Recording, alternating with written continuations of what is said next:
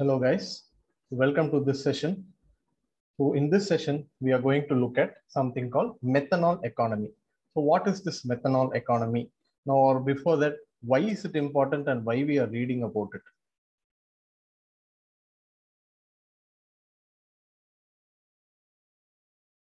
So this is a screenshot of the PIB article. So recently it has been published on 9th September. So this is why we are going to look at what is now called methanol economy. So methanol economy, is this the first time this came in the news, or is it a very new thing that we are talking about? No. Sometime before this, Niti Aayog came out with a concept paper of methanol economy. So as a continuation of this, here Bell has opened a new coal-based methanol production plant. So this was why this has come in the news. So in this video, first we will look at what is the existing issues, what is methanol, how can methanol help in a challenge, help with the existing issues, and what are the challenges in dealing with methanol. Now, after that, we will also look at what are the way forward. So first one, or before we move on to the next slide, as the picture indicates, so this methanol economy is based something or based on petroleum, or also on the larger sense, we can talk about it in the terms of energy security. So methanol is going to play a huge role here. So that is why we have put up this picture here. So moving on to the next slide.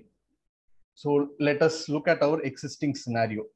So India imports almost entire or all of its oils, imports all of its oil needs from Middle East or some other countries. Now we have also started importing a huge content of oil from US. So India would have very, very low oil and gas resources. Some of the maximum production is happening in regions like Mumbai High, that is offshore in Mumbai. Some production is happening in Gujarat, some production is happening in Assam. So other than that, most of our consumption is imported. Now, what is the problem here, or why shouldn't we import? First, when we are importing something, or when we are dependent on something from outside, we are also susceptible to external influences. So, for example, in the 1960s, India did not have enough rice. So, what did we do? We went and we had to go and ask for request rice from USA. Now we had to listen, or we are dependent on them. So as even currently, even though India is self-sufficient in rice production, India is actually the largest producer of rice in the world. We are exporting a lot of quantity of rice also. But in spite of that is one half, but we are totally dependent on oil. Now let's say let's take a situation like 1970s Gulf War. Now there is some problem going on in the Middle East. Now both the countries, they want to make a lot of money from selling their oil so that they can finance their war efforts. What will happen? Our entire prices of oil will shoot up rapidly. Now oil prices if it shoots up, what will happen? Now directly, as India, they tell so 33% is below poverty, or more than 40% is below poverty. Then we have a huge number of middle class. All of these people will be very, very badly affected. Now, oil is not only used from our own vehicle transportation, but everything in the economy. It has to move from the place of production to the place of consumption, and all along the value chain, everyone will use oil for transporting the goods. Though when oil prices rises, we will have an effect on all of these goods. Let it be rice, let it be vegetables, or let it be some other goods. So that is why this is creating a lot of issues for our country, and we are very, very vulnerable in this aspect. So this is the existing scenario. So first point. Second point is OPEC. So this is oil. It's an organization of petroleum exporting countries. Now these group decides whether the oil price should go up, whether the oil price should come down. Now, how do they decide this? Based on the production that is going to happen. Whether if they are increasing production, supply will increase, demand will go down. Naturally, oil prices will go down. If they are reducing supply, if they, let's say, want more money for a single barrel, now they will decrease production. Hence, demand will increase. Hence, prices will increase. Now, this OPEC or what they do determine or is based on so many factors, their internal politics, their own geopolitics, plus the geopolitics of so many other bigger players like US, Russia, and China. So this again puts India in a very vulnerable position. Next, whatever we are importing, we are using or paying with our foreign exchange. Now, remember 1991, it was because we didn't have enough Forex, we had to go and borrow money from the IMF, and they laid out a lot of conditions, which resulted in our opening up of the economy. We did not have any other go other than to follow those conditions and get some bailout. Next, now a very hot topic. So recently our Prime Minister also went to the COP26. He made some wonderful announcements regarding net zero climate by 2070. So climate change is happening. Already we are seeing variations in rainfall. Wetter places are getting wetter, drier places are getting even more drier. So there's various reports which says climate hotspots will push internal migration, and various other factors like agriculture stress, moisture stress, hydrological drought. All of these things are slowly happening, and now it is also visible. For example, in Chennai, 2 years in 2015, there was heavy rains. Now again, after 2-3 years, there was a drought. Now again, this year there's heavy rainfall, and again there are floods. So it is having both the extremes. So this is one of the results of climate change. So as a responsible country or a society, we are fighting for adaptation as well as mitigating climate change. So this oil economy, which or on what we are based, so this is causing a lot of carbon emissions, which is thereby increasing the carbon dioxide content in the atmosphere and increasing the overall atmospheric temperature.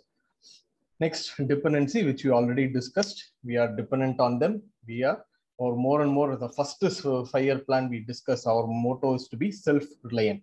So any country which wants to be a superpower will try to be self-reliant so that it is not depending on any other country for its basic needs.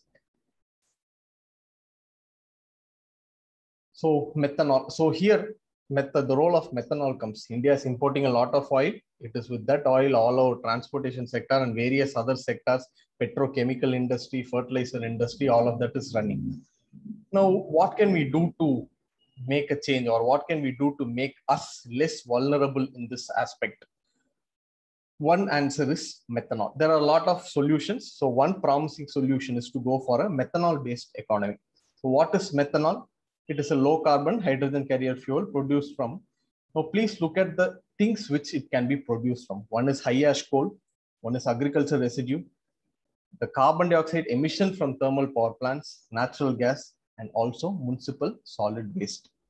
Now, India does not have oil and gas, sufficient oil and gas, but India is one of the largest, or it has the largest reserve of coal. It has high ash coal.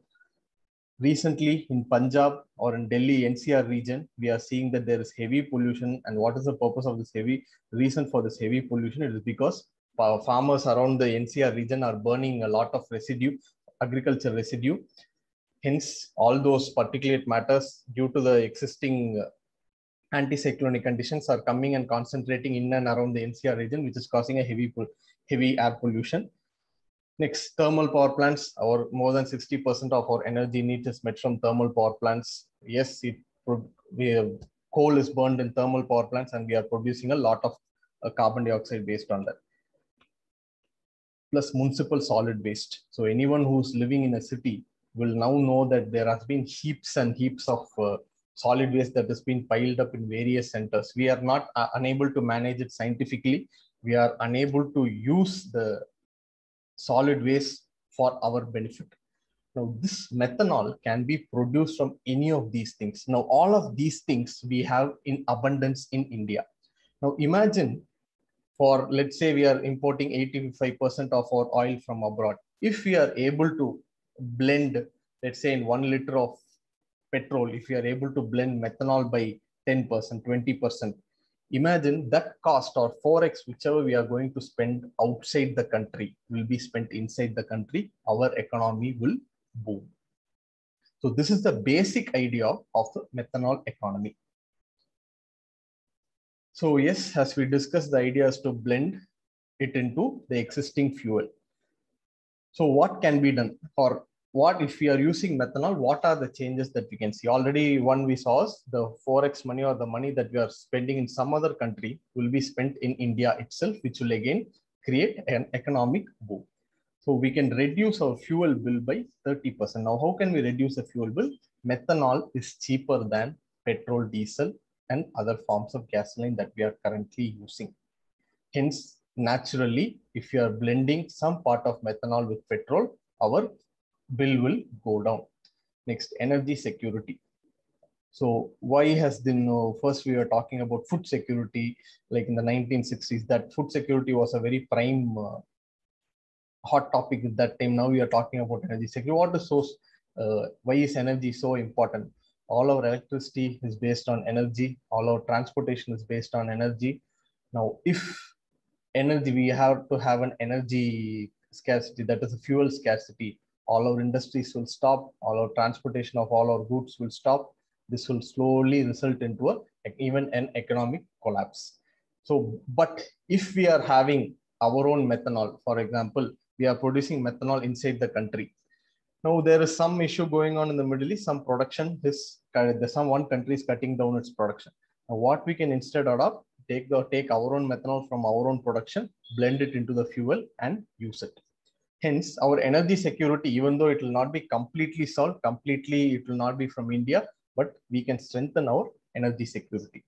So cheaper fuel, we have already discussed it. And next, one of the most important things. So India, they are telling, especially after the COVID, is experiencing a huge unemployment issue. A lot of informal sector has taken a huge hit. So here, if, as we discussed, the money that we are spending or giving to some other country and purchasing oil, if that is spent here, our agriculture residue, that burning can be stopped, we can generate employment here. For example, let us imagine a municipal solid waste. Now, if oil companies are accepting methanol for blending, there will be some entrepreneurs who would like to come and exploit this opportunity. They would like to come and set up some methanol-based production plant, use all the solid waste and produce methanol and give it to the oil producing company or distribution companies. Now, this will create jobs. As per Niti Aayog document, it has a potential to create 5 million jobs, which is very, very important for us. Additionally, 6,000 crore can be saved by blending methanol. So this 6,000 crore, government can use it for any other productive purpose. For example, infrastructure. We want to build we are planning to build infrastructure, industrial corridors on both the coast and even the northern areas, freight corridors, industrial corridors. We can use it for that. We can use it for rural infrastructure, or even we can use it for some social sector also. We want to spend more on health. We want to spend more on education. We can do all of that here. Additionally, methanol as a fuel is capable of having a good high octane number. Hence, it will give a excellent spark ignition features and improved efficiency. And so since we were talking about climate change, how can methanol affect climate change?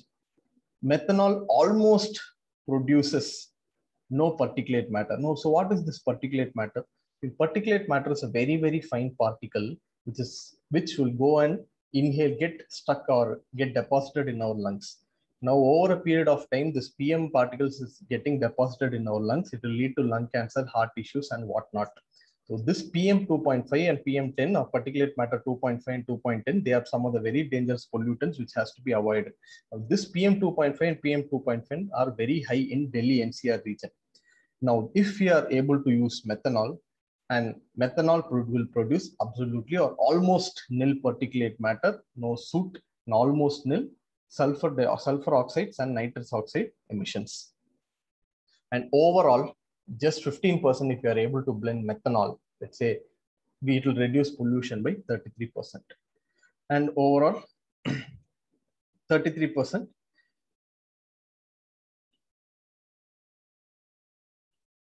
Okay, so we have seen what is methanol, what are the challenges available, what are the advantages of methanol. So we look at, so this is so easy. Why not just do it, adopt it on a large scale and finish it? We'll be saving so much, we'll be creating employment, everyone can be happy. So methanol, adopting or moving on to a methanol economy has its own challenges. Now, methanol, when we are comparing, let's say 1 liter of petrol and 1 liter of methanol, methanol will have a lower energy content than petrol. Now, if we are blending more and more methanol into petrol and using that petrol, since it has a lower energy content, it will give less mileage in the vehicle. And when it is giving you less mileage, you have to frequently go to the petrol bunks or diesel bunks and keep on refilling your tanks. So that is one challenge.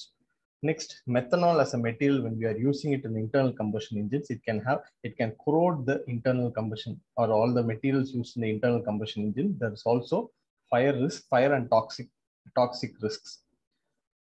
Indian coal, as we discussed, India has one of the largest coal, but one problem with Indian coal is a high ash coal.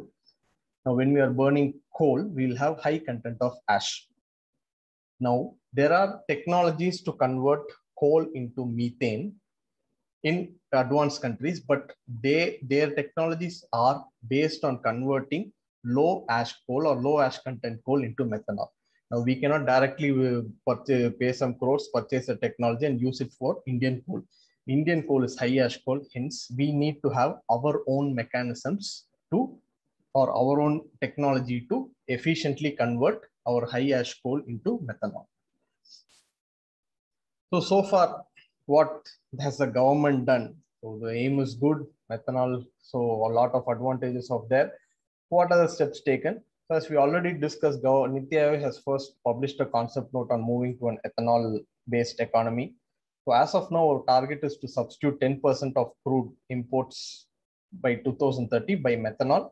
There is a research program, and Bureau of Indian Standards, which is our national standard setting body, has notified 20% methanol blending with LPG. Like usually what BAS does is they give standards for various products and other things. So they have come out, if this 1 kilo of blended methanol is to be given, they are telling what are the qualities of the methanol, then what are the properties that should be blended, and what should be the ultimate chemical and physical composition of the ultimate product, so that it is both safe, efficient, and also cheaper for the consumer.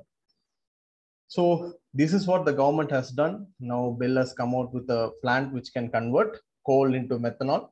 Now, why is it particularly coal into methanol? Why not other things, municipal solid waste into ethanol? So all those can be done.